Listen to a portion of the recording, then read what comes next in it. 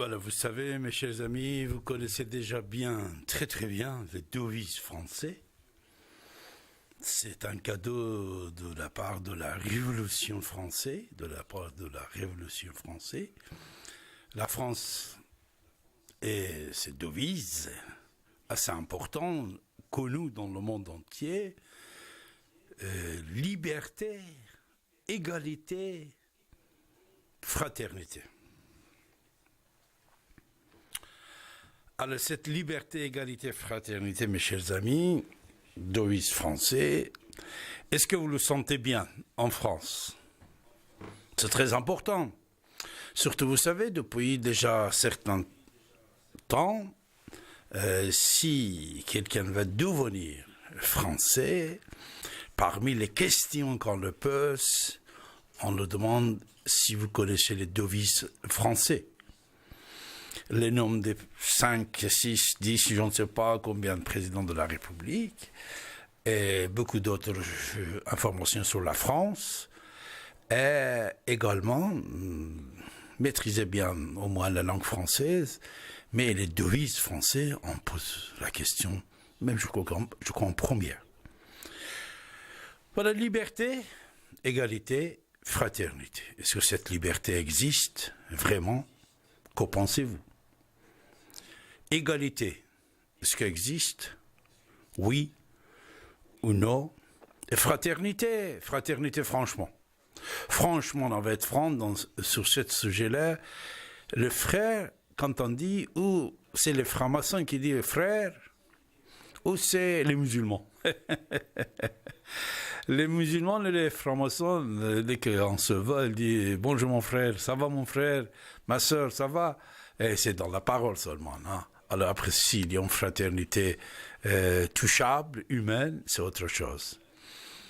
Alors, s'il manque quelque chose dans la République, ça vient d'où? Ça vient d'où? Est-ce qu'il y a une manipulation sur les informations que nous le prenons?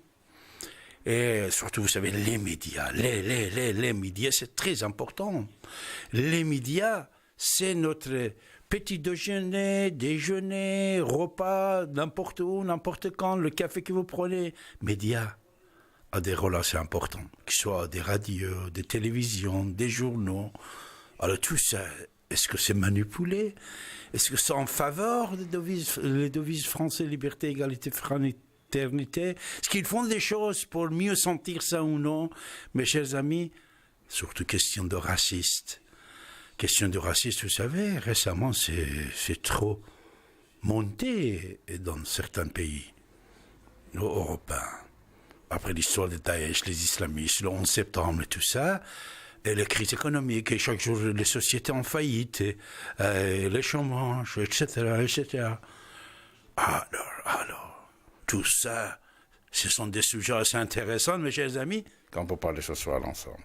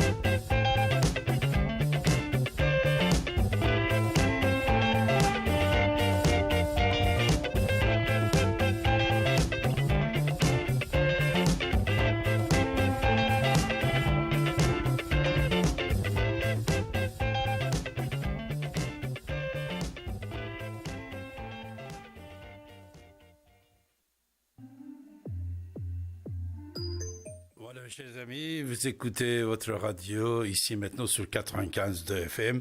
Également, n'oubliez pas que vous pouvez nous écouter sur Radio Terrestre, le canal 9A de votre poste de radio, DAP+, et sans aucun doute, vous avez l'Internet chez vous et vous êtes n'importe où dans le monde. Vous pouvez nous regarder comme vous regardez à la télé en tapant ici et maintenant.com. Nous sommes le 9 octobre, mes chers amis, et le 9 octobre, on vient de me dire pourquoi personne n'a pas souhaité et dire bon anniversaire à Morgane, puisque aujourd'hui c'est le jour de naissance de Morgane, le 9 octobre. Alors, puisque personne ne le savait pas, hein, on ne peut pas deviner. Voilà, moi je le sais. Je vais souhaiter bon anniversaire pour Morgane. Morgane, vraiment, c'est un trésor pour moi. C'est un don de Dieu. C'est-à-dire le Dieu, quand il vous fait des cadeaux, le meilleur cadeau que j'ai eu dans ma vie, c'est Morgane. C'est une artiste également, ce n'est pas puisque c'est Morgane que je vous dis. Vous savez, ce soir, je vais vous dire, voilà, parce qu'elle n'est pas là ce soir, c'est pour ça que je peux vous dire ça et souhaiter bon anniversaire pour Morgane. Vous savez, elle a un site internet, vous pouvez aller le visiter pour voir et connaître mieux cet artiste. MSA. Morgane Shiva Abbasi, MSA.PM, P comme papa, M comme maman. Il n'y a pas de .com, il n'y a pas de .org, .net, non, c'est .pm. Ça tombe bien, hein, c'est comme papa et maman. Alors, MSA.PM, c'est son site internet de Morgane également. Elle est également sur Facebook aussi. Voilà, je le souhaite bon anniversaire et plein de succès réussir dans sa vie, je le souhaite. Et voilà, qu'est-ce que je veux dire de plus?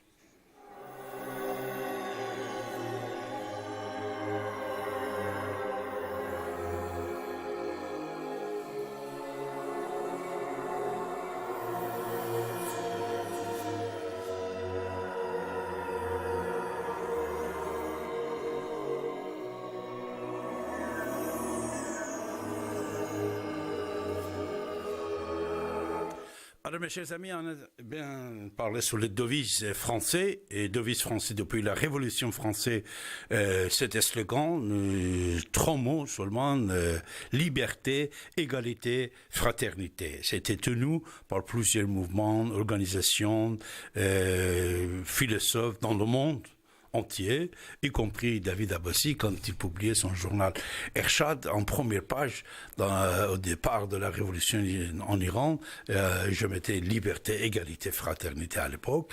Voilà. Et comme vous pouvez constater, c'est bien noté sur le front de toute l'école, université, et commissariat de police, et partout, vous avez liberté, égalité, fraternité. Alors si ça existe, cette liberté, égalité, fraternité, si vous permettez, on va commencer par la liberté. La liberté, si la liberté de l'expression grâce à la radio ici maintenant, ça existe. Mais la question c'est ça. Est-ce que toutes les radios, tous les télés, tous les journaux, magazines sont comme radio ici maintenant? Ils vous donnent la parole? Mais bien sûr que non.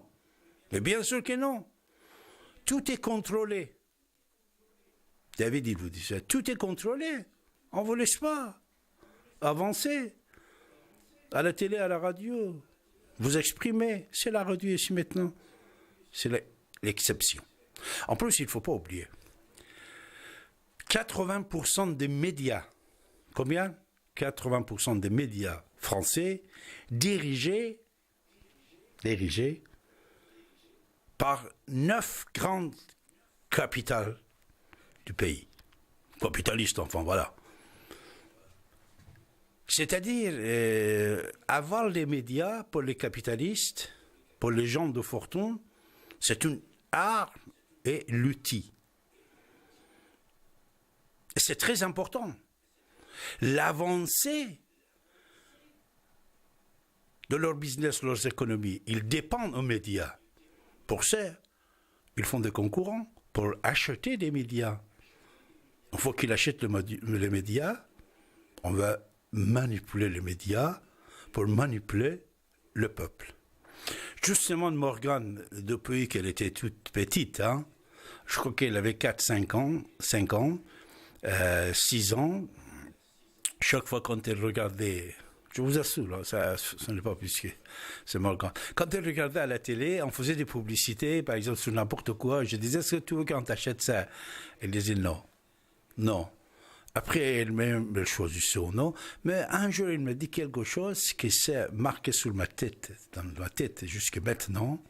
Elle avait 5, 6, 7 ans peut-être. Elle a dit, moi, je ne suis pas le poupe, ni le mode. C'est le mode qui va me suivre. C'était le cas. Alors, mais par contre, comme vous le savez, plupart des fois, dans notre monde, même si on est trop sensible de ne pas être manipulé par les médias, nous sommes manipulés par un autre média. On est manipulé par d'autres forces, d'autres mouvements. Combien de forces populaires existent, des mouvements gauche ou droite, extrémistes ou non, ça existe. De temps en temps, si on n'est pas manipulé par la télé, par la radio et tout ça, on est manipulé par les mouvements sociaux, les partis politiques. Oh, lui, il a bien parlé. Oh, mais on ne sait pas que c'est quelqu'un de système. Il est encore là pour contrôler vos volontés, vos désirs, manipuler vos révoltes. On ne le sait pas, ça. Par exemple, problème de racisme. Problème de racisme, vous pensez que ça touche seulement une partie du peuple? Non. De temps en temps, on dit, oh, raciste, antisémitisme, il est contre les juifs. N'oubliez pas, le moment que les actes ou les idées racistes, antisémites, ça commence.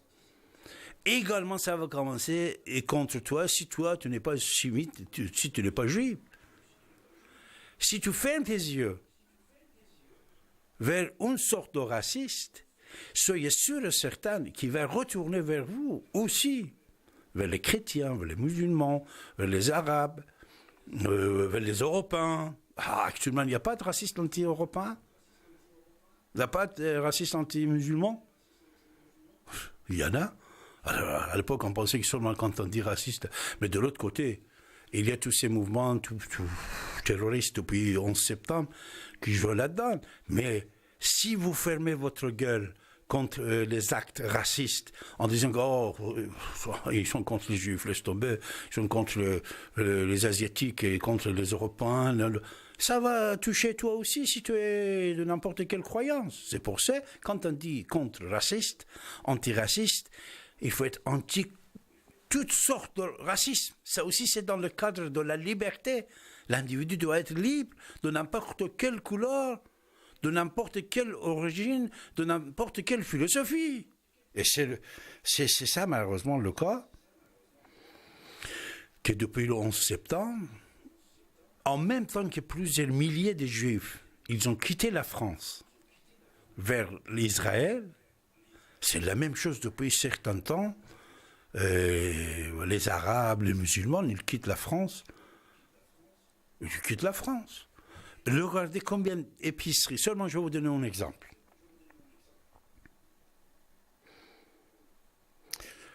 Combien d'épiceries arabes a été fermées et s'était remplacées par Carrefour, Auchan, je ne sais pas, Monoprix, Franprix, des choses comme ça.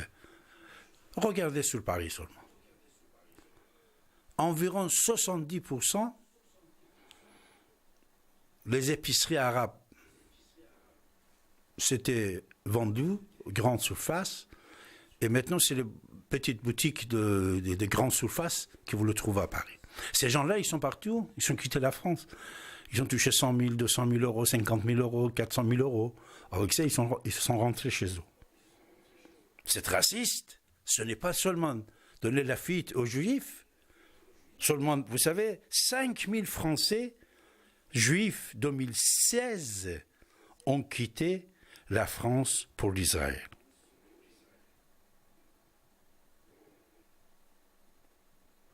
C'est assez important. Alors, le jour après l'attentat de Nice, 200 Juifs, ils ont quitté la France. Seulement le lendemain.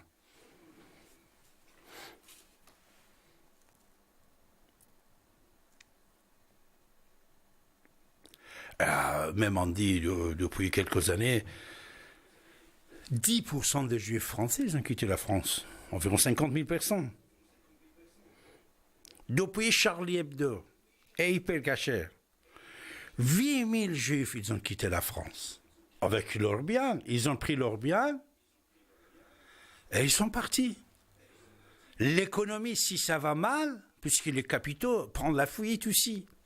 Alors, en même temps, plusieurs médecins, plusieurs ingénieurs, plusieurs commerçants, arabes ou musulmans aussi, dans les précédentes années, ont quitté la France vers Dubaï, le petit émirat de Golfe Persique, Arabie Saoudite, un marché iranien, l'Irak. Très peu, ils se sont rentrés en Nord-Afrique, hein. Mais dans les autres pays arabes, qu'il y a un autre marché qui vient d'être créé, il y a l'argent, il y a tout. Maintenant, même dans les écoles de business en France, dans les écoles de business, dès que vous entrez dedans, parmi les langues, il y en a Allemagne, il y en a anglais, mais tout de suite, il y a la langue arabe. Et beaucoup de gens, nos enfants, ils ont envie d'apprendre arabe pour aller dans le pays de pétrole et travailler là-bas. Alors tout ça, c'est pourquoi est-ce qu'il y a un manque de la liberté? Parce que la question de racisme ne peut pas intervenir comme ça facilement. On va limiter la liberté des gens. Cette liberté, cette manipulation des médias qui vous dictent comment vous devez penser, comment vous devez réfléchir, comment vous devez choisir. Même dans les dernières élections présidentielles, vous étiez le témoin. Chaque matin, on était en train de matraquer quelqu'un. Et c'est quelqu'un, ça y est, il est parti. En même temps qu'on a matraqué cette personne-là, il y avait des matraquages aussi à droite à gauche. Qu'est-ce qui s'est passé? Les dinosaures politiques, des dinosaures politiques. Les partis politiques les plus anciens, ils sont disparus. Et un clin d'œil, un jeune garçon avec ses amis, ils vont créer un parti, même pas un parti, petit mouvement, et moins d'un an, présidentiel, candidats, ils vont gagner, après ils vont gagner le Parlement. Vous voyez? Pourquoi? Puisque cette manipulation qu'il y avait, les gens, ils en avaient marre. Alors ils sont entrés dans un autre système de pensée. Maintenant, c'est à vous de me dire, mes chers amis, vous avez la parole. Vous pouvez intervenir, vous pouvez nous appeler. Vous pouvez nous dire ce que vous pensez à ce sujet. Manipulation des médias. Nos médias sont manipulés. Comment? Par qui? Pour quel but, mes chers amis? Vous avez la parole. En composant le 08 92 23 95 20, bien sûr 08 92 23 95 20, vous avez la parole. Vous avez la parole pour nous dire la liberté, égalité, fraternité, vous le sentez ou non? Dans le cadre de la liberté de l'expression, est-ce que cette liberté de l'expression existe réellement ailleurs de notre radio, ici et maintenant? Vous pouvez prendre le combiné de téléphone, appeler n'importe quelle radio et vous parler pendant 10-15 minutes de tous ces problèmes-là que vous rencontrez? Non. La réponse de David Abassier, non. Mais on va voir votre réponse. Même si vous avez des exemples des racistes dans la société, et contre vous, et n'importe où, à la banque, dans n'importe quel organisme, des exemples, vous pouvez donner votre témoignage, mes chers amis. Et manipulation des médias, c'est quelque chose qu'on le sait, que vous le savez depuis des décennies. Hein. Mais comment? La structure et fondation de cette manipulation est comment? C'est à vous de nous dire. Et nous sommes là pour vous écouter. Et vous avez la parole comme d'habitude, sur 95 FM. Et je suis très ravi, et je vais saluer nos amis aussi également qui sont partout dans le monde en train de nous écouter, nous regarder. Je vois des gens de Grande-Bretagne, de Paris, des États-Unis, partout sont en train de nous regarder, nous écouter. Vous savez, si vous allez sur la page de David également, de Facebook en direct, vous pouvez nous regarder.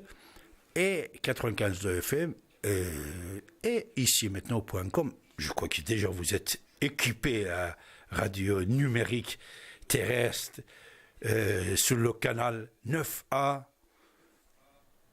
Vous pouvez nous écouter avec une qualité d'écoute incroyable.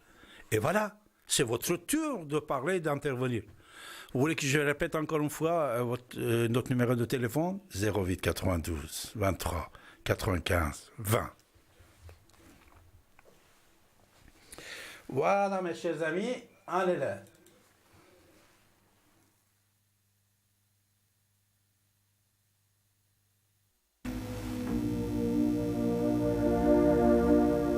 Vous êtes sur la radio Ici et Maintenant.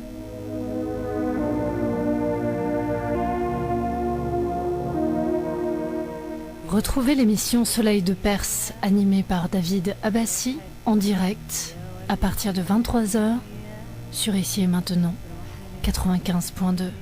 J'aimerais bien ne pas savoir trop tôt la fin, mais pour l'instant c'est ici et maintenant. Pour l'instant ça passe ici et maintenant. Ici et maintenant. Mais pour l'instant ça passe. Ici et maintenant. Ici et maintenant.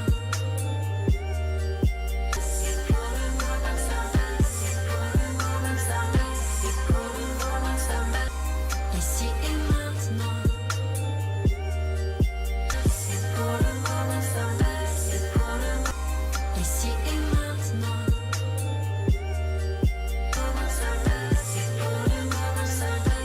Jusqu'au jour où ça casse.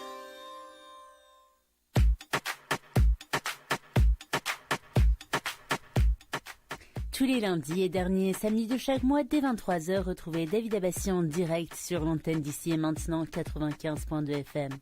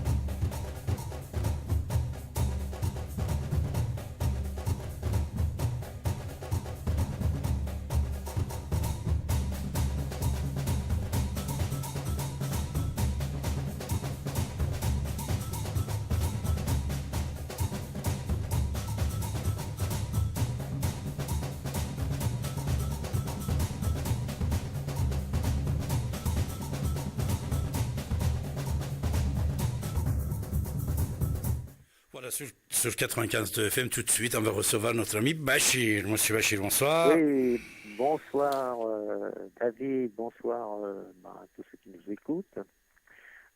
Oui, donc ce thème de la liberté, égalité, fraternité, bon, moi je vais simplement en donner qu'un point de vue personnel, quoi. Pour ma part, le premier thème, la liberté, la liberté c'est la liberté de s'enrichir, donc c'est la liberté, c'est celle des riches qui vont être de plus en plus riches. Après, bon, l'égalité restreint, l'égalité homme-femme, l'égalité du mariage, voilà. Et puis la fraternité, dans la fraternité, elle est restreint dans la famille ou alors dans des groupes qui se forment, des groupes d'associations ou des trucs comme ça, mais voilà, c'est très très limité, quoi, hein. Nous ne sommes pas notamment dans la France, où c'est écrit partout sur les frontons des écoles, égalité, fraternité, liberté, égalité, fraternité, ça n'a rien c'est écrit, quoi, c'est comme ce qui est écrit, je sais plus où, en Grèce, connais-toi toi-même et tu connaîtras l'univers et les dieux. Ce sont des écrits, mais pour cette réalisation, il faut que ce soit mis en pratique. Et là, rien n'est mis en pratique au niveau de notre société, quoi. Voilà, donc, au niveau de... Oui, Bachir. C'est-à-dire, est-ce que cette devise française dans la vie quotidienne, tu le sens, ce n'est pas par la famille, mais dans la société, est-ce que tu le sens? La liberté, égalité, fraternité, c'est vrai, tu viens de préciser entre les amis, en famille, mais dans la société, tu le sens ou non? Personnellement, non, hein. Bon, après, chacun de son côté, de son point de vue, peut créer au niveau social cette fraternité dans son comportement, tout ça. Mais au niveau médiatique, au niveau politique, au niveau des administrations, non, ça n'existe pas, quoi.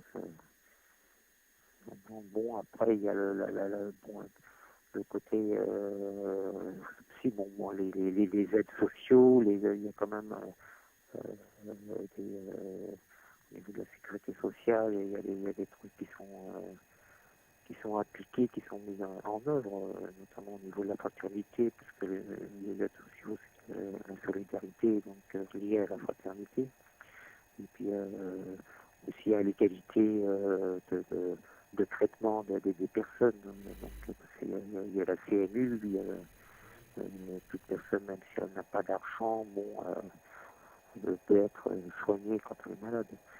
Donc, et il y a des choses qui sont...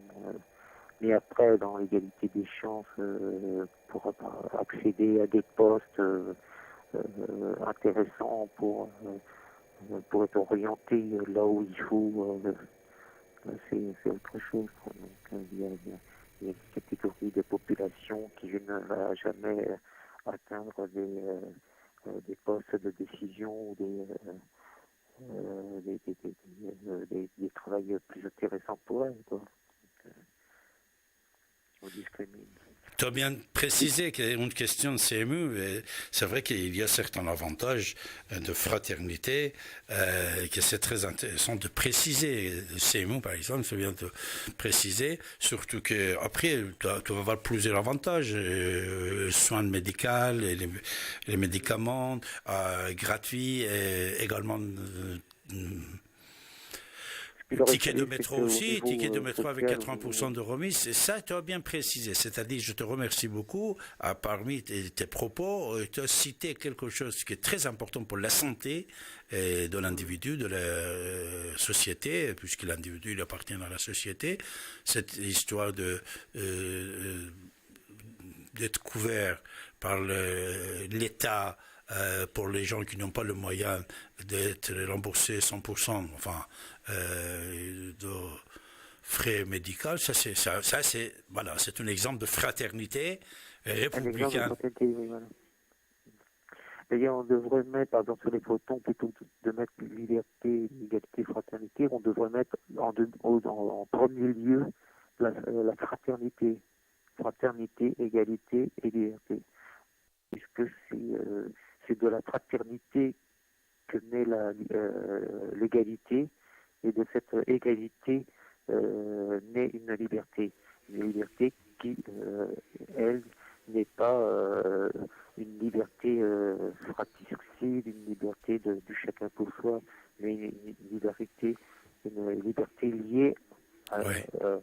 à cette notion, à cet esprit d'égalité et de fraternité. Bien sûr, bravo. Alors, la question de manipulation, être manipulé par les médias, et les médias même qui sont manipulés par les riches, ça, que pensez-vous de M. Bachir? Oui, au niveau des phénomènes de manipulation des médias, oui, c'est vrai que il y avait eu un test qui avait été diffusé récemment. On oriente les gens à accepter des lois, à accepter des comportements ou des attitudes. Enfin, bon, je ne sais pas encore tout développé, mais c'est vrai que au niveau social, les médias, sont à la botte des grands, enfin les patrons, ce sont qui ont récupéré les médias, donc là, je connais pas tout. Je laisse le point de vue à d'autres personnes pour cela, quoi. Ben, je vous laisse. D'accord, merci beaucoup Bachir. Voilà, c'était Bachir avec nous sur le 95 de FM, mes chers amis. Manipulation de médias et les devises français, liberté, égalité, fraternité, mes chers amis, vous le sentez oui ou non, surtout que Bachir, il a donné un exemple assez important, intéressant concernant le remboursement 100% de soins médicaux pour les gens qui n'ont pas l'argent. Alors, est-ce que ça touche tout le monde? Vous avez des questions, vous avez des problèmes à nous raconter à ce sujet-là, des exemples à nous donner sur le raciste. Alors, question de raciste, qui est surtout de deux côtés musulmans, les juifs, et même les Français, de temps en temps, ce n'est pas pour le racisme, mais pour l'argent, pour chercher du travail, ils quittent la France. Ça aussi, ça touche cette devise française, liberté, égalité, fraternité, oui ou non? Alors, sinon, si oui, c'est quoi votre proposition? Qu'est-ce que vous proposez, mes chers amis? Vous écoutez votre radio et comme d'habitude, vous avez la parole, mes chers amis.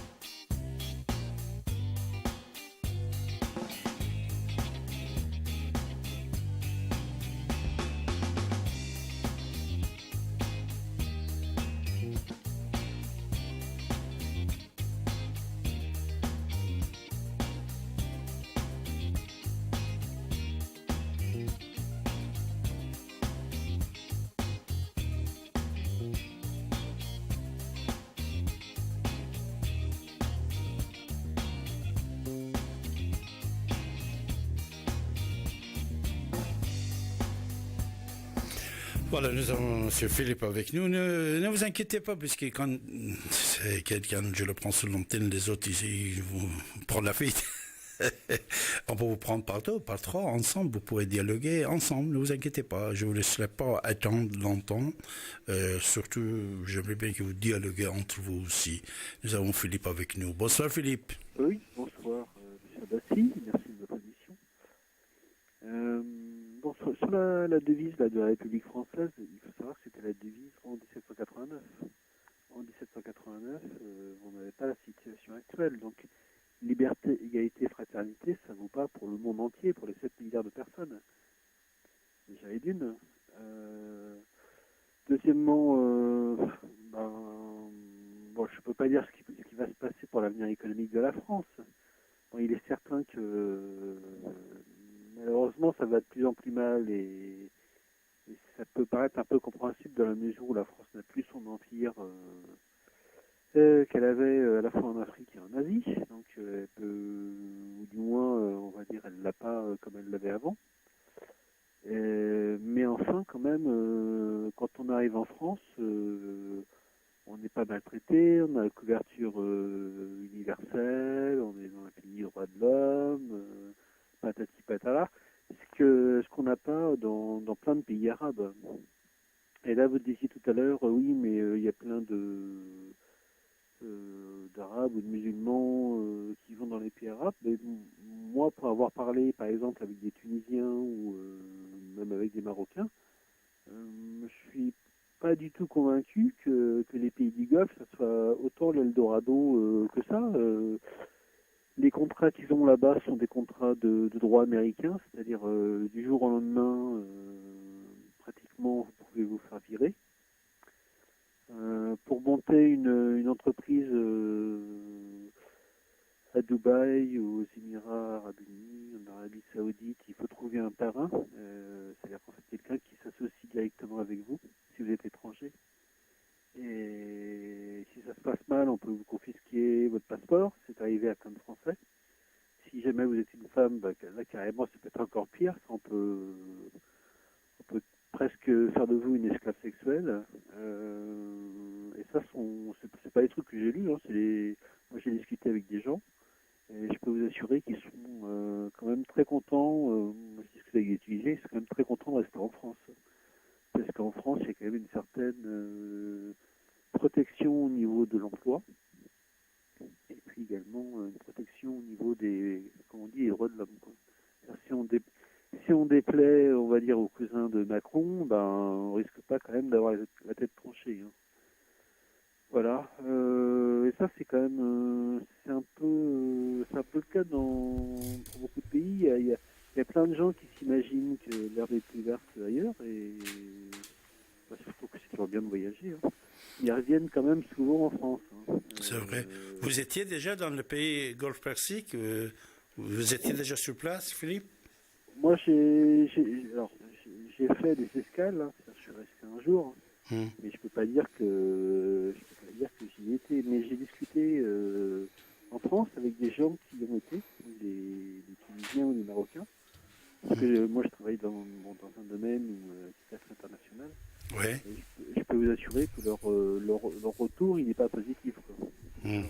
Vous avez raison, puisque vous savez, plusieurs exemples nous avons. De temps en temps, il y avait déjà, vous ne pouvez pas devenir propriétaire. Un étranger ne peut pas devenir propriétaire. Si vous achetez quelque chose, des biens, enfin, des immeubles, des appartements, vous n'êtes pas propriétaire, vous êtes comme des locataires avec des périodes fixes. Deuxièmement, il y avait de temps en temps des crises contre certaines populations, et les gens, ils étaient obligés de laisser tous leurs biens, même la voiture dans la roue ou à l'aéroport, et prendre la fuite. Puisque c'est une question de sécurité que vous venez de préciser déjà, et couverture sociale également, et droit de travail, tout ce qui existe en Europe, surtout en France, c'est vrai, là, il n'existe pas. Je suis 100% d'accord avec vous, et je suis informé également qu'il y a énormément de problèmes. Il y a énormément de problèmes esclavagistes et d'autres... En plus, vous n'êtes pas sans savoir qu'il y a aussi un problème de racisme. Alors, parce que même si vous êtes musulman, les maghrébins, c'est rien pour les Arabes. Les vrais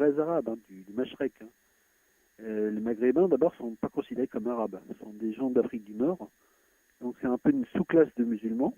Alors, si vous êtes ni arabe ni maghrébin et que vous êtes quand même musulman et que vous êtes un indien ou pakistanais, je ne sais quoi, là, vous êtes encore moins que rien, quoi. Et ça, c'est connu. Hein. Et vous savez qu'est-ce qu'ils nomment ces gens-là? Je suis désolé, hein. Ah, vraiment, je suis désolé, mais puisque tu viens de dire, Philippe, vous savez comment ils nomment les noms arabes de Golfe Persique et d'Arabie Saoudite? Non. Abid. Abid, tu sais qu'est-ce que ça veut dire en arabe? Non. Abid, ça veut dire esclave. Ah oui. Abdallah Abid, il dit c'est les Abides. Même de temps en temps, j'ai rencontré certains individus depuis 35 ans ici, et quand ils voient quelqu'un qui n'est pas des pays arabes du Golfe Persique, qui est égyptien, qui est marocain, algérien, je dis c'est les Abides.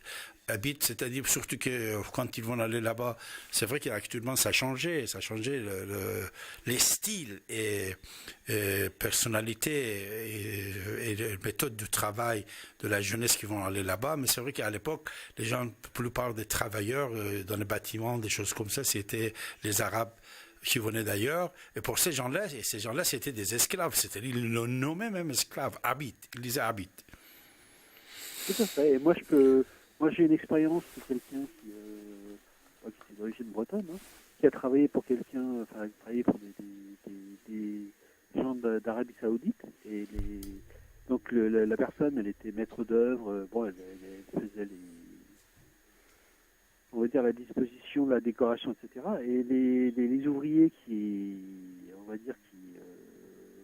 mettaient les rideaux, je ne sais quoi, etc., eux, c'était des Tunisiens. Je peux vous dire que l'Européen, le Breton, il avait plus de considération pour ces gens d'Arabie Saoudite que les fameux Tunisiens. Parce que ça compte pas du tout, quoi. Et donc, moi, ça me fait... Enfin, j'ai voyagé que dans pas mal de pays, mais alors, je comprends jamais, quand je reviens en France, c'est le pays, à mon avis, qui est l'un des moins racistes du monde, et où on dit qu'il y a toujours le plus de racisme. Et je comprends rien du tout à ce pays, quoi. Voilà. C'est vrai. Les gens n'ont qu'à voyager. C'est le média. Vous allez voir Encore, Philippe, on touche le média. C'est les médias. C'est les médias qui touchent. Ils parlent de racistes, de je ne sais pas quoi, qu'ils font peur au peuple français, sur disant voilà, raciste. Mais là aussi, je suis David Abbassi, d'accord avec toi, puisque je vais voyager partout dans le monde, même en Europe. C'est vrai, question de racisme en France est tellement fait par rapport à d'autres pays, hein. Qu'il soit la Russie, Pologne, Allemagne, Germanie, et d'autres pays. Toi, ça, je suis aussi d'accord avec toi. Et même, oui. Essayez d'aller en Inde. En Inde, si vous êtes musulman, par rapport aux hindous, ce que ça va donner, quoi. Essayez de voir s'il n'y a pas du racisme ou du moins des gros problèmes. Donc, moi, je trouve ça... et même en Afrique, entre les gens qui sont d'Afrique noire et puis, mettons, rien que l'Algérie, par exemple, être noir en Algérie, à mon avis, ça doit pas être très facile. Donc, moi, je comprends pas pourquoi on incite, on monte la mayonnaise, on parle toujours de racisme. Vous dites, maintenant, quelqu'un n'est pas d'accord avec vous, paf, c'est un raciste. Voilà, comme ça, la discussion, elle est fermée, quoi. Voilà. Mais du vrai racisme, alors, encore une fois, moi, j'ai pas séjourné dans les pays arabes, mais j'y ai fait escale. Je peux vous dire que c'est pas du gâteau. C'est pas du gâteau. Donc, de toute façon, les Européens là-bas, par exemple à Abu Dhabi, ils vivent en circuit fermé, dans leur quartier. Voilà. Et ça n'a rien à voir avec, on va dire, la vie même très ouverte, parce que à Paris, par exemple, personne ne va dire que, mettons, si vous portez un foulard ou quoi que ce soit, ou de manière plus ou moins discrète, hein, bien sûr, personne ne va vous l'enlever.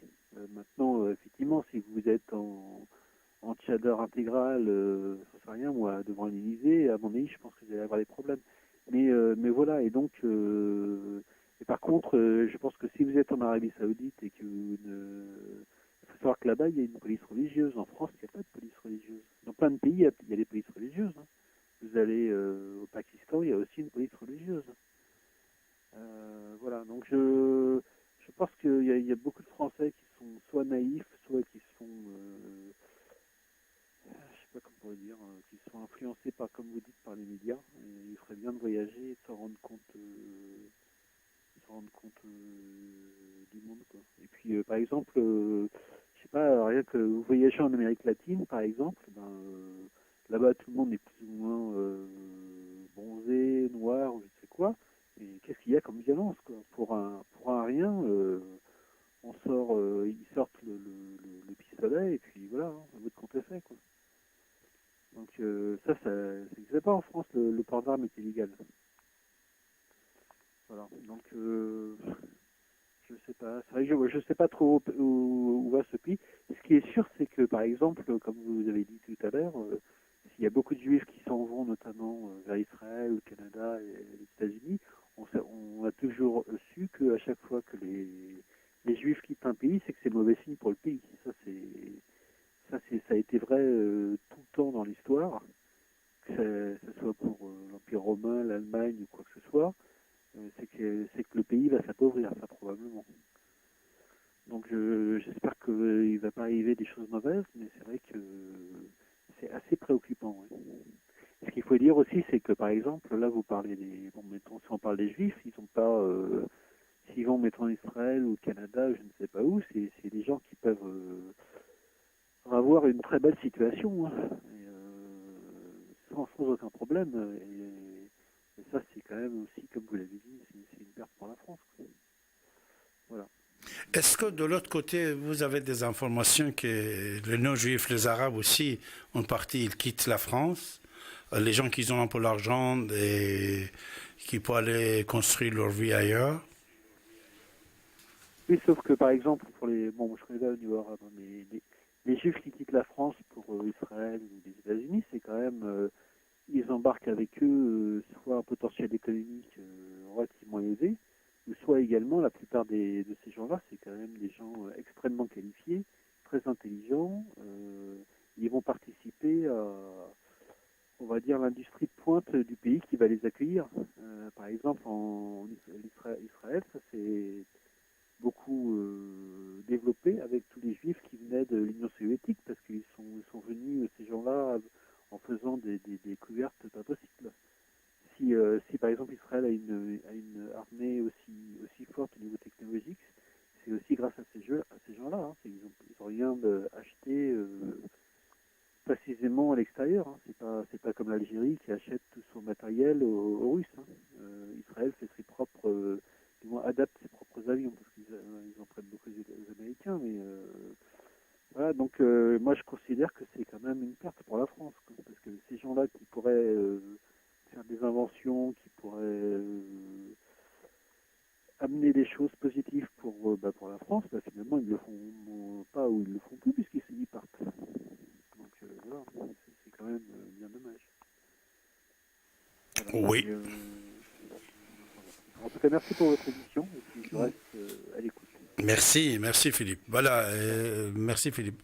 Il y a un petit sondage également qui était sorti. 30% des Arabes musulmans, ils disaient qu'ils pensaient parfois de quitter la France.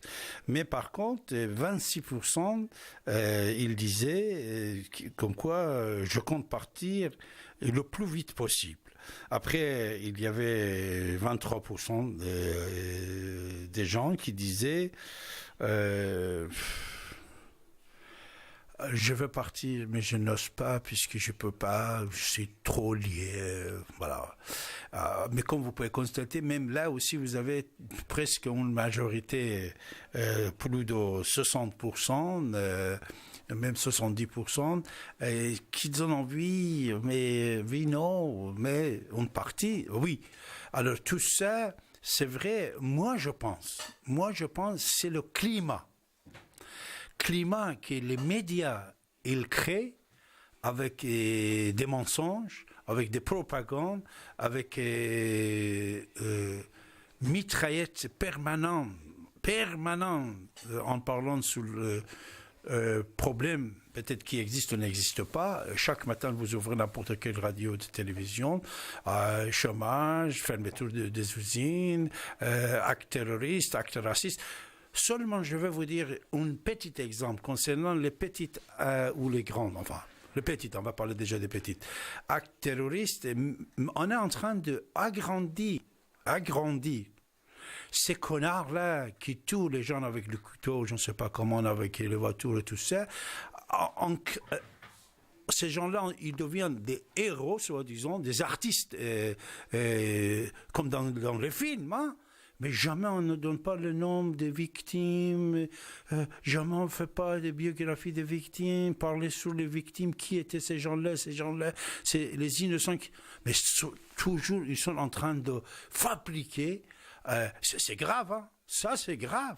C'est pour ça, manipulation des médias en faveur de certaines idées qui ne collent pas avec les idées de la République, qui est liberté, égalité, fraternité, la justice. C'est l'exemple que Philippe il vient de dire, et Bachir il vient de dire, et tous les autres. Parce que c'est les médias. S'il y a des actes terroristes, c'est vrai, assez forts, ok, on va le dire, mais quand il y a petites choses, on dit, on donne la valeur de propagande aux gens qui ont tué les autres. Mais jamais on ne parle pas des victimes. Jamais. Ça, c'est une contestation, ce que David il vient de vous dire, de la part de des familles des victimes. Parce que j'ai rencontré plusieurs de ces gens-là. Et ils pleurent, ils disent on ne parle jamais de nos enfants, de nos amis qui étaient assassinés. Et toujours on entend parler de X, Y. Ça, c'est les médias. Si on a grandi le racisme pour vous au moment des élections, c'est les médias. Voilà. Si on cache certaines choses, c'est les médias. Mais c'est à vous de me dire. C'est David Abbassi, il est là pour vous écouter, mes chers amis. Vous avez la parole. N'oubliez pas 08 92 23 95 20. Et vous écoutez votre radio sur 95 FM. Alors, je viens de vous dire tout à l'heure que c'était l'anniversaire de Morgan. On va le souhaiter bon anniversaire, mes chers amis, le 9 octobre. Mais ça serait bien d'écouter ça aussi. Regardez.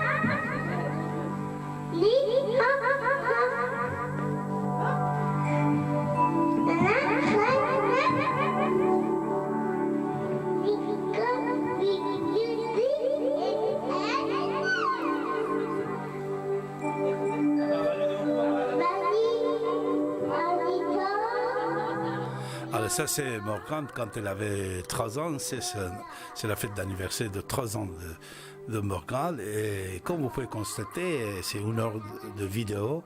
Et elle est en train de chanter, c'est-à-dire elle chante carrément, puisque le vidéo, je viens de le mettre, le moment qu'il chante fort va arriver, mais je ne veux pas perdre du temps pour vous. Mais avec la musique, c'est-à-dire quand on a fêté, il y avait la musique, et keyboard, et batterie, et quand je jouais.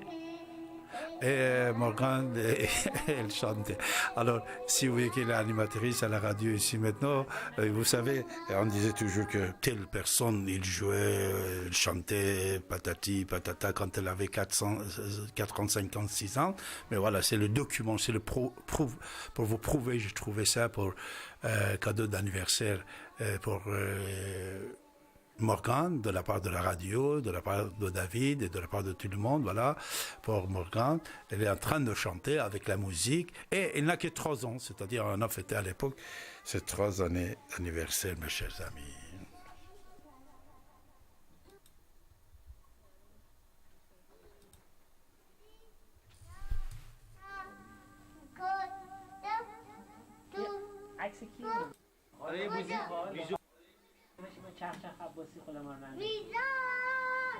C'est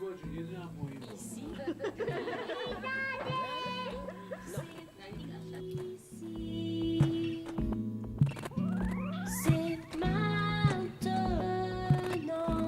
Sur 95. C'est ici. C'est maintenant. C'est ici, c'est maintenant. C'est maintenant, c'est ici et maintenant. Maintenant. 95.2. C'est ici.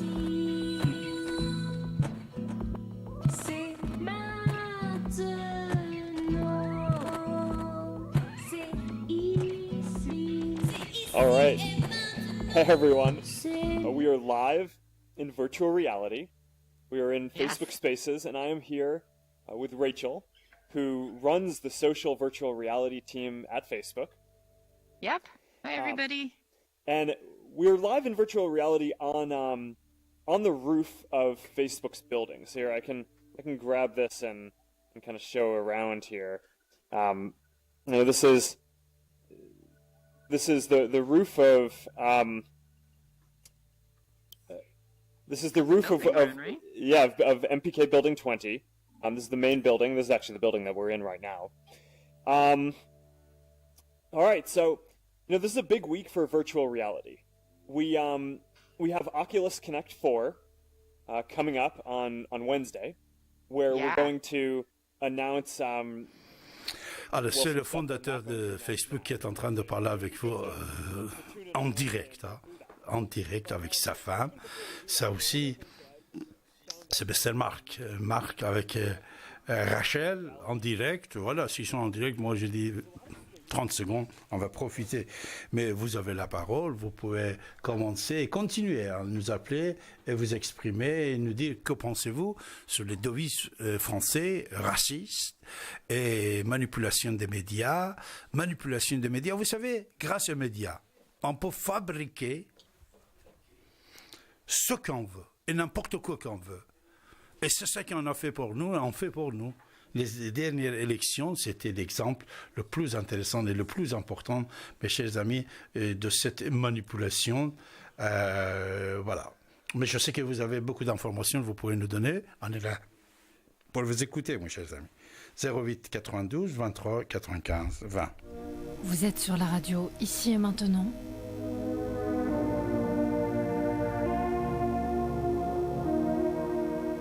Retrouvez l'émission Soleil de Perse, animée par David Abbassi, en direct, à partir de 23h, sur Ici et Maintenant, 95.2. J'aimerais bien ne pas savoir trop tôt la fin. Mais pour l'instant, c'est ici et maintenant. Pour l'instant, ça passe. Ici et maintenant. Ici et Voilà, 30 secondes, j'ai diffusé la parole de Marc et Rachel, les patrons de Facebook en direct, également pour vous préciser quelque chose que vous avez entendu sans aucun doute, on en parle, ce que Marc, il est trop dans les médias, et surtout avec son style d'habillement, par rapport à d'autres patrons numériques. Vous entendez beaucoup Marc, vous le voyez beaucoup, et il se déplace beaucoup. C'est vrai que Mr. Team, il est en France, il va rencontrer Macron demain, peut-être il va lui faire un cadeau de iPhone 8, mais Marc, avec Rachel, sa femme, on voit son bébé, on voit à la maison, il est présent. Il est trop présent. Alors, ce qu'on dit, on dit, voilà, il est en train de manipuler le monde entier. Et on ne sait jamais, il va devenir président. Il va être candidat pour les élections présidentielles aux États-Unis. Par exemple, moi-même, je vous ai montré 2 fois ici et maintenant des exemples concernant Donald Trump, que Donald Trump, depuis des années, il cherchait d'être président. Simpson, c'est le feuilleton américain qu'on le regarde beaucoup. Là-dedans, 2 fois, on avait programmé dans le feuilleton de cette truc américain, comme quoi Donald Trump était déjà président. Une fois, il dit que je vais devenir président, et deuxième fois, il est président, et il a répété le même scène réellement une fois qu'il était président. C'est-à-dire cette manipulation de médias, il y a de temps en temps des préparations aussi. On vous prépare des choses, et ces gens-là, les équipes mondiales ne sont pas des voyants, ne sont pas des marabouts. Ils programment grâce aux médias, grâce à la force de l'argent, de dollars. Ils manipulent la pensée des gens, ils manipulent avec cette manipulation, il arrive à ce qu'ils ont. Et c'est vrai qu'il y a de temps en temps des journalistes indépendants, des journalistes fidèles, mais ils ont peur, de temps en temps ils ne disent rien. Écoutez bien, puisqu'on est ce soir ici, et maintenant, on est en train de parler sur la liberté, égalité, fraternité, je vais vous donner un autre exemple. Cet exemple est très important puisque c'était même filmé par un de mes amis qui est avocat. Alors, en même temps, n'oubliez pas que vous avez la parole en composant le 08 92 23 95 20. Vous avez la parole, vous pouvez nous appeler. Alors, un jour, on est dans un tribunal, n'importe où en France. Il y a plusieurs dossiers. Il vient, il s'en va, il vient, il s'en va. Tout d'un coup, il y a un dossier qui vient. Il y avait 12 avocats contre une grande entreprise française. Je ne veux pas le nommer. Une grande entreprise française, de grande, hein, et il y avait 12 avocats qui représentaient environ 50 ou 70 personnes. Et dès que monsieur le président, il a ouvert le dossier, il a lu 2-3 lignes, il a dit, moi, je n'accepte pas cette procédure. C'est-à-dire, il a refusé. Alors, je ne sais pas juridiquement qu'est-ce qu'on dit quand on refuse d'ouvrir le débat sur un dossier, qu'il y ait des plaignants, des tatati, tatata. Il a mis de côté, et les 12 avocats, personne n'a rien dit. Après, le greffier, lui-même, suite à une petite contestation de 10 secondes d'un des avocats, il est allé murmurer avec le président du tribunal. Et après, même il était obligé de parler un peu plus fort en disant que non, ça on peut le prendre puisque ça, c'est ça patati patata. On peut le prendre. C'est le greffier qui l'a dit. Après, le président, il l'a pris, mais il a dit, moi je ne le prends pas de toute façon. Hop, hop. Il a mis une date dans 2 mois, je ne sais pas quoi, que lui-même n'était pas en fonction. C'est-à-dire, il a repoussé, renvoyé le dossier pour un collègue, pour un autre président du tribunal. Et mon copain, qui est avocat, il m'a dit qu'il a filmé tout ça. Il s'est interdit, mais je crois qu'il a filmé. Après, il vient parler avec les 12 avocats. Il dit, punaise, vous êtes 12 avocats. C'est vrai que vous êtes jeunes et tout ça, mais pourquoi vous n'avez pas contesté? C'est votre droit de contester. Vous savez qu'est-ce qu'ils ont répondu? Ils ont dit, monsieur, on est ici tous les jours avec plein de dossiers. Si on veut contester, aller contre le président de ce tribunal, après jamais on ne peut pas être ici, et jamais on ne va pas pouvoir défendre nos dossiers. Ça aussi, ça entre dans les questions liberté, égalité, fraternité, et le devise français. Et ce que ça, dans ce domaine-là, Macron, au moment qu'il était ministre, il a fait des réformes pour les huissiers, pour les notaires, pour les avocats et tout ça. Et il a des projets aussi pour la justice. Mais je ne sais pas quand est-ce qu'il va ouvrir ce dossier-là, parce qu'il a des projets pour rénover la justice française. Puisque la justice française, mes chers amis, c'est pas moi que je le dis. Regardez encore hier, Nicolas Sarkozy, mis en examen, et les autres aussi, depuis certains temps, depuis François Mitterrand presque, on a commencé à mettre en examen plusieurs présidents, premiers ministres, sénateurs et tout ça. Et tout ça, alors, est-ce que c'est manipulation des médias ou réellement quand quelqu'un il a touché 3 000, 4 000 euros par mois pour ses enfants, ou je ne sais pas, un logement de 70 000 euros, tout ça, on devait éclater et on devait dénoncer cet individu après des procès, des années. Mais de l'autre côté, il y a des gens qui volent des milliards de la caisse d'État, mais on ne dit rien. Je vais vous donner encore un exemple. Panama Papers, c'est plusieurs milliards de dollars. La perte de la France, selon François Hollande, qu'il était président de la République. Panama Papers. Panama Papers, c'est une grande banque française qui est propriété de plusieurs d'autres petites banques et grandes banques aussi. Alors, il était dans le coup. Environ 1000 sociétés offshore, et plusieurs milliards de dollars, blanchissement de l'argent, surtout pour 5 pays terroristes, 5 pays qui sont reconnus terroristes par les communautés internationales à l'époque, même aujourd'hui s'ils sont sortis ou non, mais à l'époque, ces pays-là, c'était des pays terroristes, Ahmadinejad était dedans. Alors, seulement quelques semaines on parle de ce sujet-là, après c'est oublié, c'est disparu. Après, même pas aucun journaliste n'en parle pas. Manipulation des médias. Un président, un ministre, on le juge pour les petites sommes, moins de 100 000 euros, moins de 500 000 euros, mais plusieurs milliards de dollars. L'argent de la France, contribuable, ils étaient allés dans d'autres pays, et surtout à ce sujet-là, Mélenchon,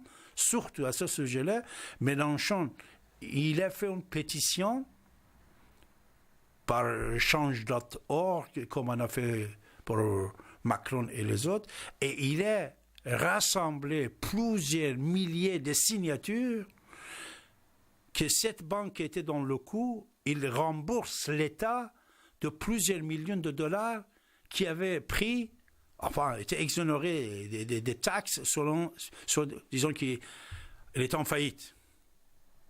Mélenchon, il a fait une pétition à ce sujet-là.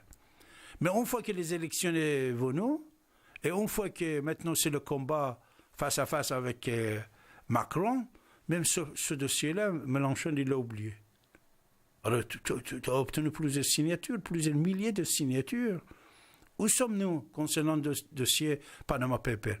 Manipulation de médias contre l'argent d'État, contre votre poche à vous, contre l'individu qui paye des impôts plusieurs milliers d'années par mois, mes chers amis.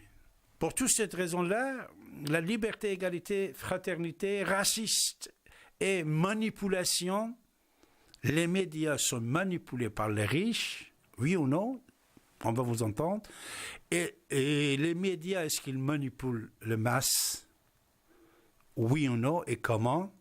Allez-y, vous avez la parole, mes chers amis, en composant le 08 92 23 95 20.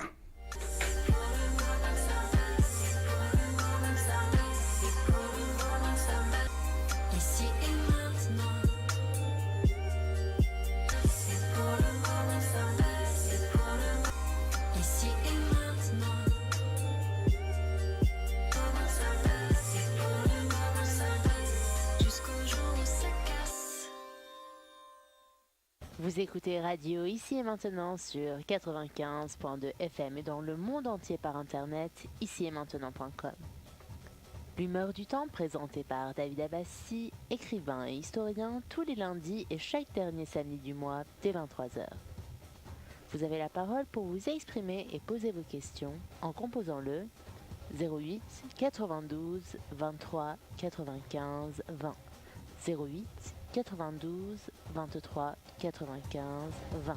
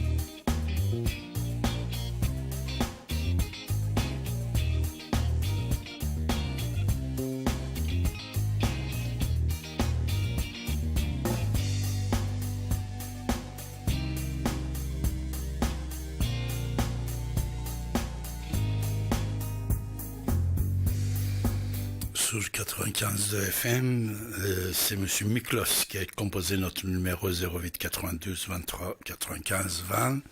Bonsoir Miklos. Bonsoir. Comment ça va? Merci bien. On vous écoute. Alors, il y a plusieurs méthodes de manipulation. J'en connais deux, la Chomsky, manipulation, méthode Chomsky, méthode Overton. Ça consiste, c'est des divers systèmes de manipulation. Allez, c'est utilisé en France, c'est utilisé en Amérique, c'est utilisé un peu partout dans le monde. Mais la question, c'est pas ça, c'est pourquoi les médias nous mentent. C'est ça la question, c'est pas comment les médias nous mentent, dans quelles circonstances, c'est pourquoi. Et c'est un peu ça la question que vous posez. Alors, à mon avis, c'est pour maintenir le système actuel, qui est un système de rapport de force. Rapport de force entre les grandes puissances. Donc, rapport de force militaire. Mais s'il y a, par exemple, un équilibre de la terreur, ça peut être un rapport de force économique, ou un rapport de force financier, ou un rapport de force technique, scientifique, etc. Le but des médias, c'est de soutenir le système pour qu'il puisse maintenir son système de rapport de force. Alors vous allez me dire pourquoi est-ce qu'on veut soutenir un tel système? Mais parce que justement nous sommes en guerre. Et en guerre, il faut soutenir l'État, la raison d'État. Voilà pourquoi les médias nous mentent, pour nous manipuler aussi bien que le camp d'en face. C'est-à-dire, j'ai pas compris, raison d'État, c'est pas les médias qui disent raison d'État. Non, c'est le pouvoir qui... Mais le pouvoir politique n'a pas le média. Si. Le pouvoir politique ne contrôle pas les médias. En France, ce n'est pas le cas. Dans le pays dictature, si. Mais parce qu'il ne faut pas oublier, David Abbassi, c'est un patron de médias. Hein. Moi, depuis 30 ans, j'ai radio, télévision, à part de cette émission que je fais ici chez vous, que vous m'envoyez. Moi, même avant que je fais la radio ici, j'étais patron de médias. C'est-à-dire, j'avais un journal depuis 1982 en France. C'est-à-dire, les médias ne sont pas contrôlés par l'État. D'accord. D'accord, c'est mon témoignage et mon expérience. Les médias ne sont pas contrôlés par l'État. Mais c'est les médias, de temps en temps, qui imposent certaines choses. Vous voyez qu'est-ce que je veux dire? Raison d'État, peut-être l'État, il va dire sur certains sujets que même c'était très très rare de dire ça. Mais l'important, c'est les médias. Même de temps en temps, les médias, ils mettent en cause la solvabilité de certains hommes politiques qui peut-être ils sont bien pour la France, mais ils ne sont pas bien pour, je ne sais pas, pour quel pays étranger, tu vois. Voilà. C'est pour ça qu'il y a l'investissement étranger aussi qui compte. Pour la plupart des fois, mon cher ami, c'est les médias quand il attaque un homme d'État français, il n'attaque pas l'individu, il attaque la France et les intérêts français. Ça, c'est comme quelqu'un qui connaît le média, je te dis, hein, toi. Oui, je vous écoute. Allez-y. Alors, quand je dis les médias, je parle des grands médias, c'est-à-dire la télévision, les grandes télévisions, les grandes radios, les grands journaux. C'est pas et surtout aux heures d'écoute. Par exemple, si vous parlez sur France Inter, ou France Culture ou un grand média, à partir de 2 heures du matin ou 1 heure du matin ou 2 heures du matin, vous pouvez dire ce que vous voulez, il n'y a aucun problème. Mais aux heures de grande écoute, vous ne pouvez pas dire ce que vous voulez dans les grands médias. Et pour les petits médias, effectivement, on peut dire ce qu'on veut. Parce que ça ne gêne pas le pouvoir, ça ne gêne pas l'État. L'État, ce qui l'intéresse, c'est 51% aux élections. Si vous avez les médias qui influencent 80% des électeurs, ça suffit. Les 20% qui restent, ça porte pas préjudice à l'État. C'est mon point de vue. Maintenant, si vous vous sentez libre, très bien pour vous. Non, c'est vrai qu'il y a des différences entre petits médias et des grands médias, parce que les petits médias, de temps en temps, ça peut pas avoir des impressions énormes dans la société, tu comprends? Voilà. Si moi je fais un journal avec 4-5 000 exemplaires, c'est rien du tout, toi. Oui. Ça, tu as raison de ce côté-là. Mais, encore je précise que l'État ne contrôle pas, c'est les médias et patrons et propriétaires des médias qui contrôlent. Propriétaires des médias, c'est qui? Ce sont les gens qui, même de temps en temps, ils investissent sur les candidats. Les propriétaires des médias, c'est des gens, on connaît des grandes sociétés. C'est des patrons de grandes sociétés. Bon, c'est des gens qui ont beaucoup à perdre. Donc, ils ne veulent pas entrer en conflit avec l'État. Donc, ils vont rien faire directement contre l'État. Ça, c'est mon point de vue. Hein. Maintenant, je demande qu'à me tromper. Et c'est comme ça que l'État contrôle les médias indirectement. Par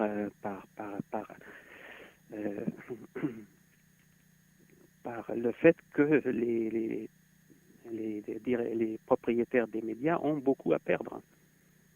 S'ils perdent les bonnes relations avec l'État. Pour ce qui est vous avez posé une autre question, c'est le racisme. Je crois que c'est un problème de conflictualité, mais il y a pire que le racisme, c'est l'indifférence. Par exemple, pour ce qui est des Noirs, il y a le racisme contre les Noirs, mais il y a encore pire, je crois, c'est l'indifférence envers l'Afrique qui est en train qui est mal partie économiquement et qui est mal partie démographiquement et qui est mal partie d'un point de vue de pollution, etc. Donc le racisme, à mon avis, il ne faut pas trop se préoccuper du racisme, il vaut mieux se préoccuper de l'indifférence envers les vrais problèmes et les gros problèmes de la planète qui touchent des milliards de personnes, à savoir la faim, la soif,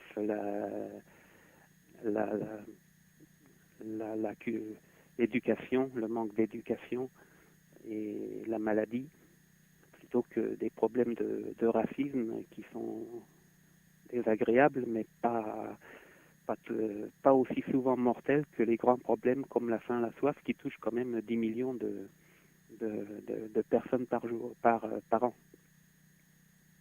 Et qui touchent 1 milliard à peu près de personnes qui souffrent de la faim, de la soif, malnutrition, sans compter les maladies. Et les victimes, et c'est là que je voudrais vous dire quelque chose, les victimes du racisme, les victimes il n'y a pas que les victimes du terrorisme qui sont à plaindre. On est tous à plaindre, nous sommes tous victimes. Vous, moi, l'Afrique, l'Europe, l'Asie, l'Amérique, nous sommes tous victimes du système. Et le système, c'est quoi? C'est un système de rapport de force. Et la solution, c'est la paix. La paix avec zéro dépense militaire. Voilà. Donc la paix, mais la paix mondiale. Pas la paix... Comment on peut obtenir cette paix? La paix comment? La paix... Avec quels moyens, oui, la paix. Et la paix, c'est en demandant à Poutine, à Trump et à Xi Jinping, c'est-à-dire, si c'est pas Poutine, c'est là quelqu'un en Russie. Donc, il faut que les Russes, les Américains et les Chinois, c'est-à-dire les grandes puissances, on peut ajouter l'Europe, la France, on peut ajouter quelques autres puissances, c'est pas la question, mais que les grandes puissances, États-Unis, Chine, Russie, se mettent d'accord pour, comme ils se sont mis d'accord sur les armes nucléaires, qui se mettent d'accord pour la paix mondiale avec zéro dépense militaire. Et si les États-Unis, la Chine et la Russie se mettent d'accord, après, les États comme la Corée du Nord, la Corée du Sud, Israël, Palestine, Crimée, Ukraine, Congo,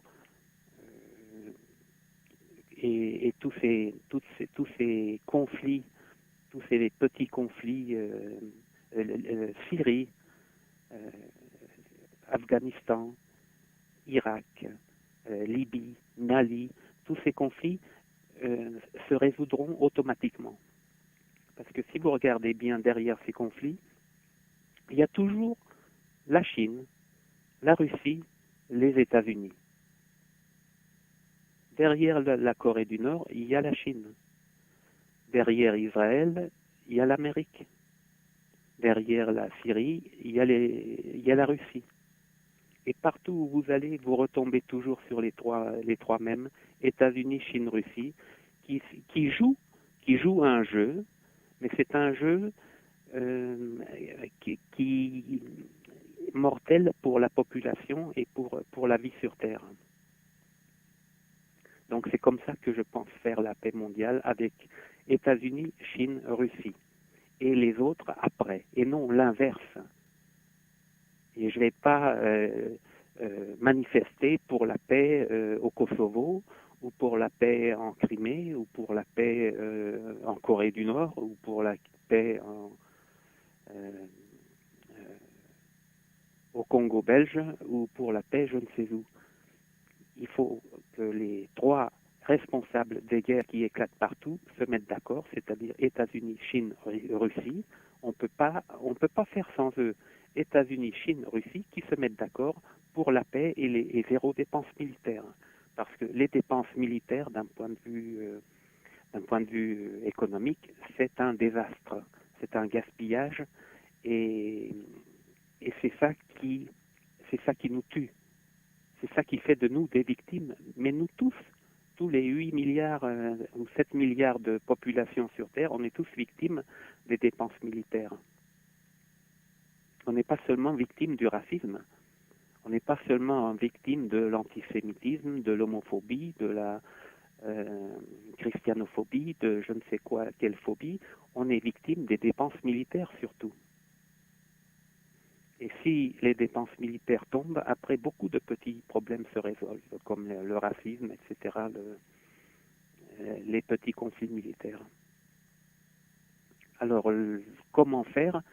Je ne sais pas. Il faut se réunir, il faut réfléchir ensemble. Comment faire pour que États-Unis, Chine, Russie se mettent d'accord et arrêtent cette course à la puissance, à la grande puissance. Vous voyez, si on était il y a 500 ans, par exemple, en 1000... Oui, mais si vous permettez, mon cher ami, je crois que vous avez oublié quelque chose. Est-ce que vous avez oublié quelque chose ou non? Dites-moi, je ne sais pas, peut-être. Alors, vous savez, tous les conflits que vous voyez dans le monde, peut-être c'est géré par l'Amérique et la Russie. Peut-être c'est géré par eux, comme une société qui est gérée par un gérant. Mais n'importe quelle société, qu'elle soit SARL ou société anonyme, il y a dedans des associés. Et ces associés qui mettent le capital, c'est plus important que ces gens-là qui le gèrent.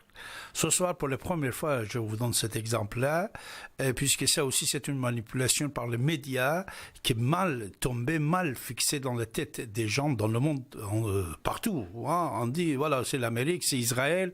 Vous avez oublié peut-être de dire même Israël, par la gentillesse, peut-être vous n'avez pas voulu le dire, mais on dit c'est Israël, c'est la Russie, c'est l'Amérique, c'est l'Europe, etc. Mais non, mes chers amis, une chose que vous oubliez, c'est les gens qui financent, les gens qui mettent l'argent, et les gens qui participent dans les capitaux, comme dans une société de business, comme je viens de vous dire, SARL ou société anonyme, c'est ces pays-là, ces mouvements-là qui sont le plus importants. Seulement eux, ils profitent de la gérance, c'est-à-dire de la direction, de le savoir-faire des Occidentaux.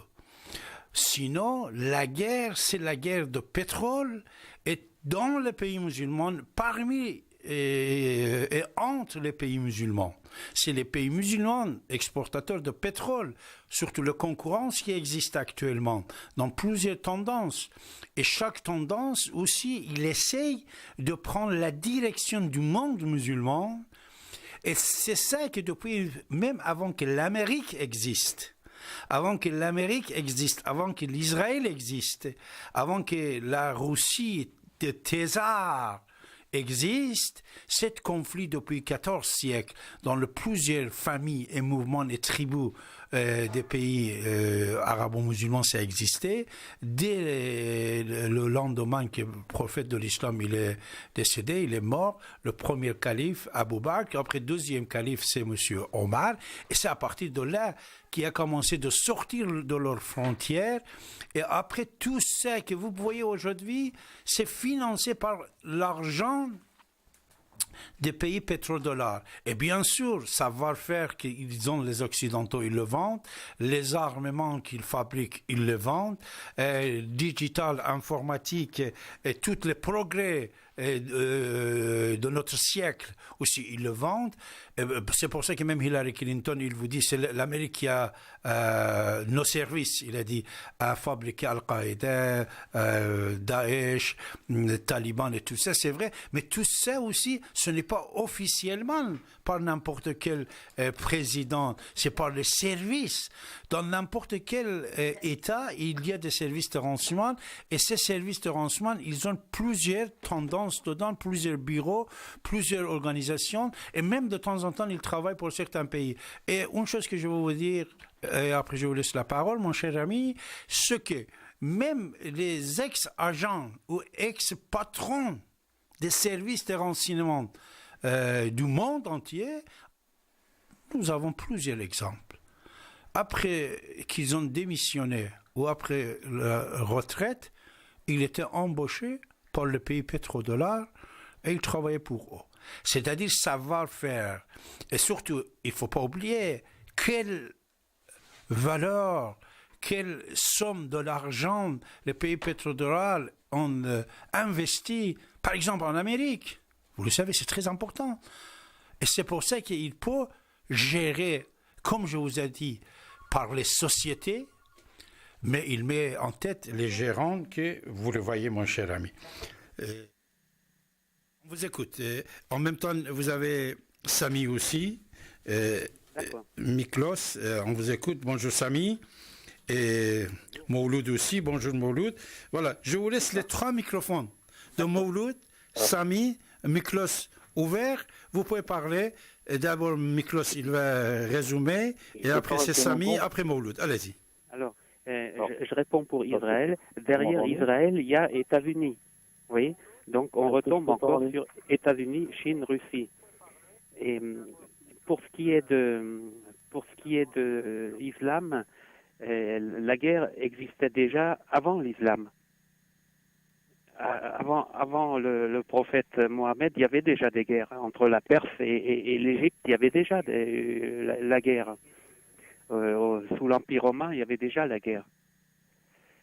Et c'est ça qu'il faut arrêter, cette course à la grande puissance. Et c'est pour ça que je vous dis, il faut États-Unis, Chine, Russie qui se mettent ensemble et qui se mettent d'accord. Oui, bonsoir. Merci Miklos. Reste avec nous Miklos. On va prendre Sami et Mouloud. Allez. Bonjour Sami. Bonjour. Bonjour. Vous m'entendez bien? Oui Sami, oui. Alors voilà, moi j'ai pas beaucoup de batterie donc je vais rester juste 2-3 minutes. Je suis désolé. Allez-y Mouloud, allez-y. Je voulais dire que en fait, Sami, c'est Sami. Le problème, c'est de tout réduire à la dimension religieuse. Quand on sait qu'un conflit recouvre plusieurs dimensions. Et la dimension religieuse fait partie d'un des facteurs. Parce qu'il y a la dimension géostratégique, la dimension géopolitique, la dimension historique, la dimension énergétique. Il y a plusieurs dimensions. La dimension même psychologique. C'est-à-dire que l'humiliation des peuples, tout ça, ça fait partie des conflits aujourd'hui. Donc voilà. Donc tout réduire à la dimension religieuse, c'est une erreur. Et aujourd'hui, qu'est-ce qui se passe, monsieur Abbassi? Les sociétés occidentales, puisque vous parlez d'argent, de pétrodollars, mais l'argent est partout aujourd'hui. Pourquoi l'Arabie Saoudite a accordé le permis de conduire à des femmes saoudiennes? C'est pas par bienveillance. C'est comme dans certaines sociétés occidentales, il y a eu certainement des luttes pour donner des droits à des femmes, mais c'est les progrès économiques. C'est les motifs économiques. C'est-à-dire qu'en fait, en Arabie Saoudite, il y a plus de, on sait que le pétrole finalement n'est plus, n'est plus lucratif. Il y a du pétrole aujourd'hui partout dans le monde. Donc finalement, ça sera plus la ressource dans quelques années. Donc qu'est-ce que fait l'Arabie Saoudite? Elle diversifie ses secteurs, ses sources de revenus, notamment le tourisme par exemple, le pèlerinage. Donc plutôt que de payer des chauffeurs à leurs épouses et à leurs femmes, on leur permet en fait de conduire. Tout comme à un moment donné, quand les hommes dans les guerres occidentales étaient à la guerre, on faisait tourner les usines avec des femmes. Donc voilà, donc les chefs, les patrons économiques avaient besoin de faire tourner les usines. Donc on a fait aussi travailler les femmes. Et aujourd'hui, il faut se poser la question pourquoi quand on a un JT, un seul mort en France, ça fait la une des journaux, alors qu'avant, dans la Seconde Guerre mondiale ou les guerres, il y avait des milliers et des milliers de morts. Parce que les États-Unis et d'autres pays ont compris que ça pouvait leur faire perdre des élections. Et que plutôt que d'engager leurs troupes, et depuis l'Irak, ils engagent des mercenaires. Ils font faire le travail par d'autres. Et ces mercenaires, c'est de la chair à canon. C'est les Tunisiens, les Libyens, ceux qui viennent de France, tous ces mercenaires djihadistes. Moi, je les appelle mercenaires djihadistes de l'OTAN. Vous voyez, ils ont l'idéologie de l'Arabie Saoudite. Très joli. Ils sont financés par l'Arabie Saoudite et ils sont soutenus, soignés par Israël et ils sont aussi entraînés par la CIA. Donc tout ça est complexe. Tout réduire à la dimension religieuse et dire « Oh, c'est les chiites, les sunnites », c'est une erreur d'appréciation. Bien sûr qu'il y a certainement cette appréciation-là, mais c'est à un moment réduire tout à la dimension religieuse et tromper l'auditeur aussi, quelque part. Voilà, c'est tout ce que j'avais à dire. Merci, au revoir. Merci, au revoir Sami. Mouloud, alors vous avez la parole Mouloud. Bonsoir Mouloud. Oui, bonsoir. Vous m'entendez? Bien sûr mon ami, oui, on vous entend de bien. Oui, alors déjà, je vais juste dire deux choses. Je veux souhaiter bon anniversaire à Morgane. Et la deuxième chose, c'est quand vous parlez des médias qui contrôlent par qui, alors je voulais juste souligner un point qui est très peu, dont les gens parlent très peu, c'est que les médias, que ce soit écrit ou Internet ou télévisé, sont bourrés d'agents de services de renseignement. Et ça, vous prenez toute la littérature, tout le monde vous le confirmera. Parce que les services de renseignement ont dans leur bagage la guerre psychologique. Faire des propagandes blanches, des propagandes noires, Et pour ça, il faut passer par les médias. Et ça, c'est connu. Dans les médias, c'est archi bourré d'agents de services de renseignement. Voilà. Ceci dit, ouais, je voulais revenir sur ce que vous disiez, ce que disait l'auditeur qui vient de partir. Alors moi, je vais dire une chose qui va beaucoup choquer certaines personnes, c'est qu'en fait, c'est que l'islam ne pose aucun problème. Je le dis bien, l'islam ne pose aucun problème. Et je vais aller même plus loin. L'islam fait partie du nouvel ordre mondial. Hein. L'islam n'est pas un problème en soi. Alors je sais, avec les attentats, avec tout ce qu'on voit en France, etc., oui, c'est vrai. On va dire non, mais ça pose problème. Ça, c'est des dégâts collatéraux, malheureusement. Mais l'islam ne pose pas de problème. Hein. Tous les pays qui ont été massacrés dans le monde arabo-musulman, avec l'aide des pétrodollars, ont été massacrés pour instaurer l'islam par les États-Unis et par l'Occident. Les 3 pays tout fraîchement massacrés, c'était la Libye, l'Irak, la Syrie. Quel est le point commun de ces 3 pays? C'est que la Libye, pour Kadhafi, c'était du socialisme mélangé à du marxisme. Ce n'était pas l'islam qui était raison d'État. Pour la Syrie et l'Irak, c'était le parti Baas, le parti laïque. Hein? Laïque, je dis laïcité entre guillemets, on ne peut pas comparer ça avec ce qu'il y a en Occident, mais c'était des pays où l'islam n'était pas religion d'État. Ces pays-là sont fait massacrer par l'Occident pour installer l'islamisme. Par exemple, vous allez en Libye, à Tripoli, c'est du Daesh mais mélangé avec du Al-Qaïda et du Al-Qaïda locaux. En Syrie et en Irak, c'est pareil. Et c'était pareil pour l'Afghanistan dans les années 70. Je tiens à dire une chose. Allô, vous m'entendez? Allô? Bien sûr, bien sûr. Oui. Ok, je croyais que... Bon, alors je continue. Dans les années 70, faut savoir une chose, et ça va beaucoup heurter les gens, c'est que dans les années 70, la Légion étrangère islamique, représentée par Abdullah Azam, le père spirituel de Oussama Ben Laden, était qualifiée par Ronald Reagan dans les années 70 de combattant de la liberté. Parce que c'était l'outil de l'Occident. La génération Daesh et les bébés, la génération papa Daesh était qualifiée dans les années 70 par l'administration Reagan de combattants de liberté. Ils en avaient besoin d'eux. Ça, c'est les pères fondateurs de l'islamisme mondial. Et ces islamistes-là ont trouvé leur capitale, ni à la Mecque, ni à Médine, ni en Arabie Saoudite. Ils l'ont trouvé dans les années 90 à Londres, en Angleterre, qui a été nommé par les services de renseignement le Londonistan. Et cette capitale a été délocalisée dans les années 2010, non pas à Bagdad ou à Damas, mais à Molenbeek, en Belgique. Non, il faut dire. Et aujourd'hui, l'Occident utilise l'islam. Mouloud, restez avec nous parce que Miklos, ça va couper dans 2 minutes. Je vais le laisser la dernière parole. Allez, Miklos. Alors, je vais répondre à votre dernière question, c'est la liberté.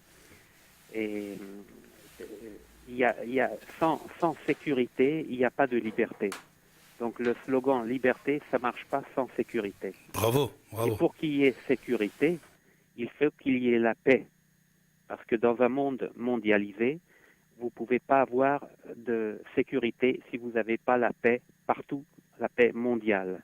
Et pour l'avoir, la paix mondiale, il faut la paix entre États-Unis, Chine, Russie, qui sont les 3 grandes puissances de notre époque. Voilà. Donc la liberté, on peut pas avoir de liberté tant qu'il y aura la guerre quelque part. Et pour qu'il y ait la paix partout, il faut que États-Unis, Chine, Russie se mettent d'accord. Merci Miklos. Voilà Mouloud, c'était la dernière parole de notre ami Miklos avant d'être coupé après 30 minutes. Merci. Alors Mouloud, continuez. Oui, alors je disais qu'au Moyen-Orient, c'est pas une guerre de religion, c'est faux. Si vous prenez le judaïsme rabbinique en Israël, représenté par les grands sages de la Torah en Israël, et l'islam dans le monde musulman, il n'y a pas de clash théologique. Chacun adore le même Dieu ils le reconnaissent réciproquement, il n'y a pas de guerre de religion au Moyen-Orient. Il y a une guerre territoriale, parce qu'Israël veut s'affirmer en tant que nation et en tant que nation-État au Moyen-Orient. Et pour ça, faut se faire de la place. Et là, ça fait un clash territorial. Mais il n'y a pas de clash de religion. Le vrai clash de religion, c'est l'islam et le judaïsme face au catholicisme. C'est ça. Il y a un fossé entre ces deux religions. Parce que, voilà, sur la divinité du Christ, c'est ça le problème. Mais on ne peut pas dire que l'islam, ça fait partie des guerres de religion, etc. C'est ce qu'on veut nous faire voir. Mais non, c'est faux. Et je dirais qu'il y a quelques mois, on a voulu supprimer les fêtes chrétiennes en France pour les remplacer par les fêtes musulmanes et juives. Voilà.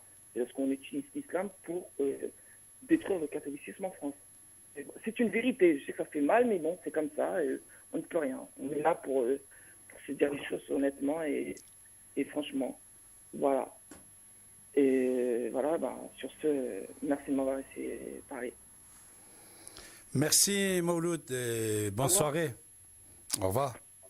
Voilà, c'était Mouloud sur 95.2 FM, mes chers amis.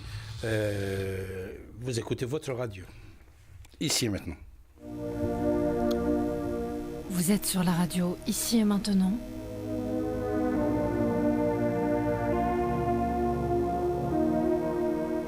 Retrouvez l'émission Soleil de Perse, animée par David Abbassi, en direct, à partir de 23h, sur Ici et maintenant.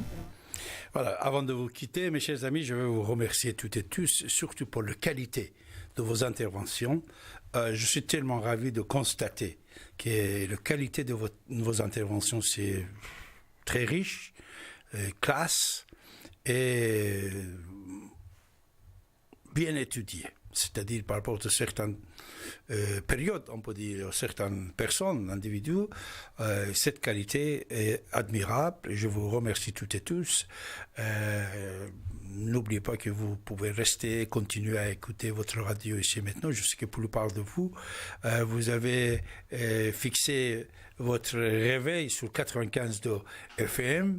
Et le matin, vous vous réveillez juste à 6h du matin, 6h30 avec Radio Ici Maintenant. Et le soir, vous commencez à 23h avec cette radio. Avant de dormir, écoutez quelques minutes. Je vous embrasse toutes et tous. Et je vous dis à très bientôt. Tous les lundis, dès 23h, David est avec vous. Et chaque dernier samedi du mois, dès 23h.